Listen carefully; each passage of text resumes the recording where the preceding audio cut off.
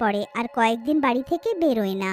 একদিন কামিনী নান্নের কাছে আসে আর বলে, ওগো শুনছো, গ্রামবাসীরা আজকে গল্প করছিল যে গ্রামে কোনো মুন্ডু কাটা ডাইনি ঘুরছে আর লোকেদেরকে মারছে। কামিনীর কথা শুনে নান্নে হাসতে লাগে আর বলে,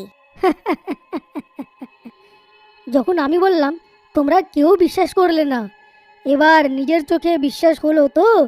আরে আমি দেখেছি ওই ডাইনি, তাকে সামনে দেখেছি আমি। হ্যাঁ ঠিক আছে, তুমি দেখেছিলে মেনে নিলাম, কিন্তু সেই ডাইনিটা যেন আমাদেরকেও না মেরে ফেলে। আমার তো অনেক ভয় পাচ্ছে, ডাইনিটা যেন আমাদের ঘরে না চলে আসে।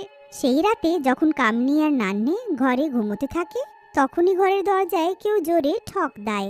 ঠকটা শুনে কামিনী উঠে যায়। এবার কে এলো এত রাতে এখানে? মনে হয় এনারই কোনো আত্মীয় হবে। সেই যবে থেকে অসুস্থ হয়েছো, ঘরটা তো হোটেলই হয়ে গেছে।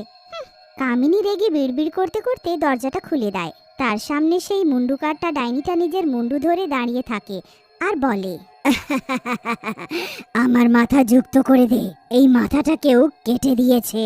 ডাইনিকে দেখে কামিনী ভয়ে জোরে চিৎকার করতে লাগে, বাঁচাও বাঁচাও বাঁচাও, ডাইনি ডাইনি এসে গেছে, বাঁচাও।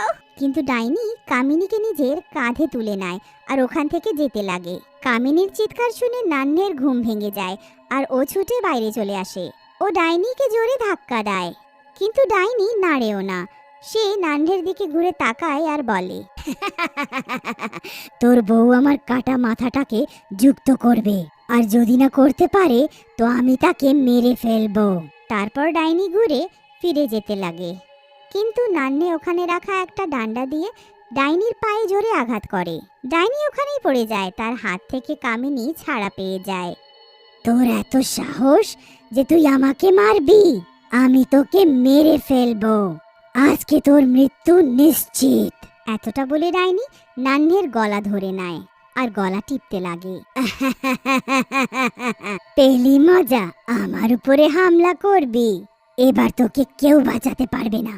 নিজের মৃত্যুকে সামনে দেখে নান্নে ভগবান শিবের জপ করতে লাগে। এইটা দেখে ডাইনি বলে, তোকে এবার কেউ বাঁচাতে পারবে না, বুঝলি তুই? তখনই ওখানে একটা ত্রিশূল আসে আর ডাইনির বুকে ঢুকে যায়। ডাইনি নিচে পড়ে মরে যায় আর চারিদিকে ধুঁয়ো হয়ে যায়। ধুঁয়োর মাঝখানে নান্নে সেই সাধু বাবাকে ত্রিশূল ধরে দাঁড়িয়ে দেখে। আপনি আপনি নিজে একটা ভক্তের কাছে এসেছিলেন? হ্যাঁ, আমি তো ধন্য হয়ে গেলাম গো। তখনই ধুঁয়ো সরতে লাগে আর সেই সাধু বাবাটাও হেসে ওখান থেকে গায়েব হয়ে যান।